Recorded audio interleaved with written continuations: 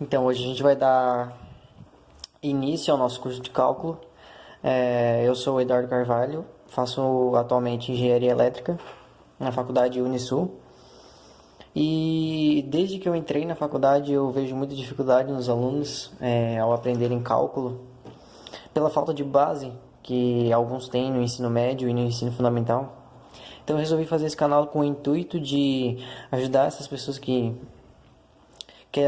não têm base nem de ensino fundamental e nem de ensino médio, ajudar em vestibulares e posteriormente fazer um curso de cálculo após eu concluir os módulos de funções.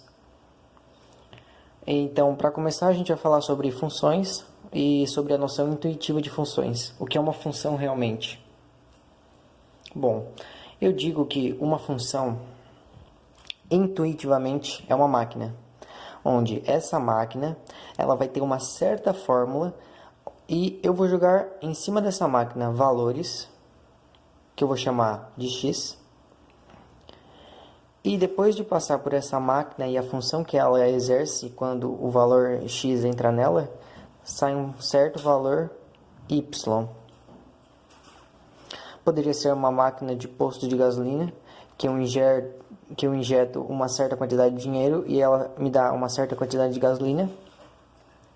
Uma máquina de doces, onde eu injeto uma certa quantidade de dinheiro e ela me dá uma certa quantidade de doces, por meio do cálculo que tem aqui dentro dessa máquina. E partindo para uma outra noção intuitiva, separando essas duas grandezas aqui, o x e y. Então aqui eu estou fazendo sobre o exemplo do posto de gasolina, onde o x representa os reais, ou seja, o dinheiro que eu coloco na máquina, e a gasolina está representada em litros, que é o que a máquina me dá após eu colocar o dinheiro nela. Deixa eu só ajeitar aqui, alinhar. Não está muito bem alinhada essa reta aqui, mas dá para entender. Bom, então, vamos supor que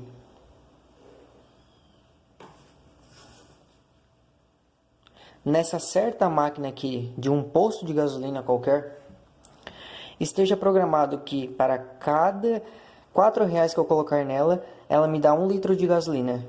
Ou seja, R$4 que eu coloque aqui, ela me dá 1 litro de gasolina aqui.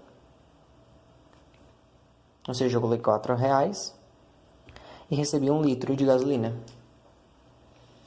Agora vamos para outro exemplo.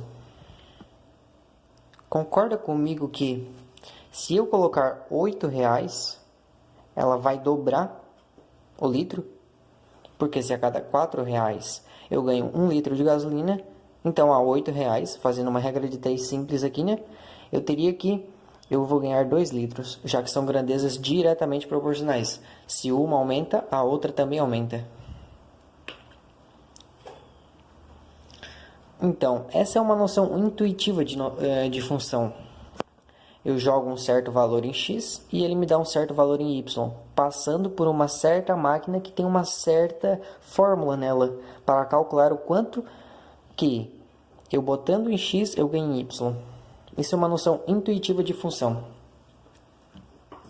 Mas para a gente aprender função realmente de fato, bom, para a gente realmente aprender sobre as funções, a gente também tem que aprender sobre as coordenadas cartesianas. Bom, as coordenadas cartesianas foram criadas por René Descartes, onde ele criou um plano de x e y, adotando uma certa origem, que é o encontro desses dois pontos, do ponto do eixo y com o eixo x, que a gente pode também chamar de zero. Ele adotou essa medida, ele adotou as coordenadas cartesianas, ele adotou o plano cartesiano, porque ele queria achar pontos localizados num plano. Concorda comigo, né? Esse aqui seria 2D, só teria a altura e a largura. Então, seria um objeto plano. Então, ele queria localizar esses pontos num plano. Logo, eu não sei se foi depois ele quem criou, mas tem-se também a coordenada, o eixo Z, que seria uma coordenada a mais, e que seria para localizar um ponto no espaço. que no caso, como a gente tem que o y é a altura em relação à minha origem e o x é a minha largura, a minha distância, quer dizer, a minha distância até a origem, se eu tivesse um outro eixo puxando para cá, chamando ele de z, ele seria a largura desse objeto. Por isso que eu conseguiria localizar ele no espaço, mas tudo dependendo da minha origem. Mas voltando mais aqui para a matemática, já que esse é um papo mais de física, René Descartes ele introduziu que o plano ele é localizado por coordenadas. Como são duas coordenadas x e y, a gente vai ter aqui ó, x e y. São duas coordenadas apenas. Então, ele postulou-se que a partir da origem à direita seria o x positivo, ou seja, números para x positivo. E, de acordo com a origem para cima, seriam os valores de y positivo. Consequentemente, os valores que estariam à esquerda da minha origem seriam os valores de x negativos. E os valores que estariam embaixo da minha origem, na vertical, em relação à origem, no caso, né, seriam os valores de y negativos. E aí ele começou a adotar, se aqui é a origem, provavelmente isso aqui é o zero, né? Então aí ele adotou 1, 2, 3, isso são localizados, esses tracinhos são onde os pontos ficam localizados. E aqui para cima, na vertical, 1, 2, 3. Então, vamos supor que aqui seja 4. Isso aqui não está simetricamente, tá? Isso aqui é só um exemplo. Por exemplo, eu querendo localizar um ponto aqui, ó, vamos supor, eu quero localizar esse ponto. Bom, esse ponto eu vejo que ele está simetricamente, vamos supor, que ligado com o 2 e com o 4. Esse ponto está ligado com esses dois pontos, outros dois pontos aqui, que seriam um ponto determinado no eixo x, positivo, porque está à direita da minha origem, e um ponto positivo para y, porque está acima da minha origem. Logo, eu teria que esse ponto, que eu vou chamar de P1, teriam coordenadas 4 e 2, porque sempre o x vem primeiro na minha coordenada e o y vem em segundo na minha coordenada, como a gente viu aqui, ó.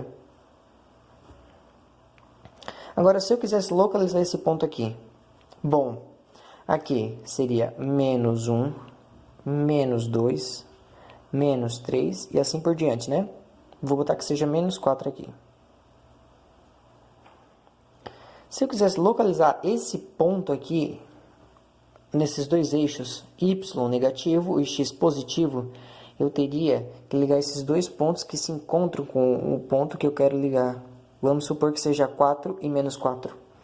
Então, esse ponto que eu vou chamar de P2 tem coordenadas 4 positivo para x, já que o ponto que está localizado no x está à direita da minha origem, e menos 4 para y, já que o outro ponto que está sendo ligado aqui está abaixo da minha origem. Então, como a gente estava continuando anteriormente, a câmera tinha parado de gravar, e eu estava no ponto P1 e P2. Bom, eu fiz um ponto aqui que eu chamei de P3, e esse ponto ele tem coordenadas menos 3 e 2, ou seja, menos 3 para x e 2 positivo para y. Porque a gente pode ver que o menos 3 para x ele está à esquerda da origem, logo ele é negativo mesmo.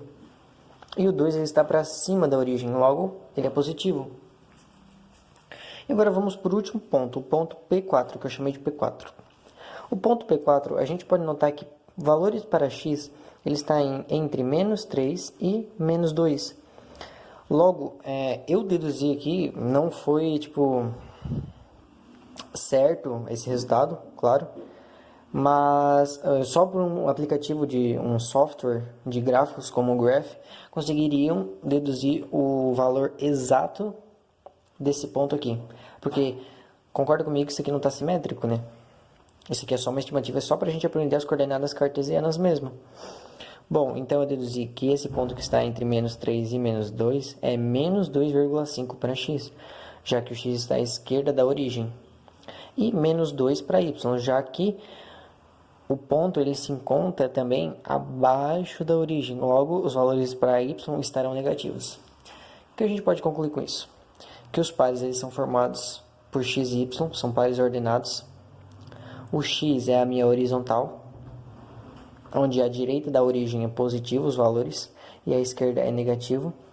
E os valores de y são na vertical, onde acima da minha origem são positivos e abaixo da minha origem são negativos. O x sempre vem primeiro e o y vem sempre depois do x.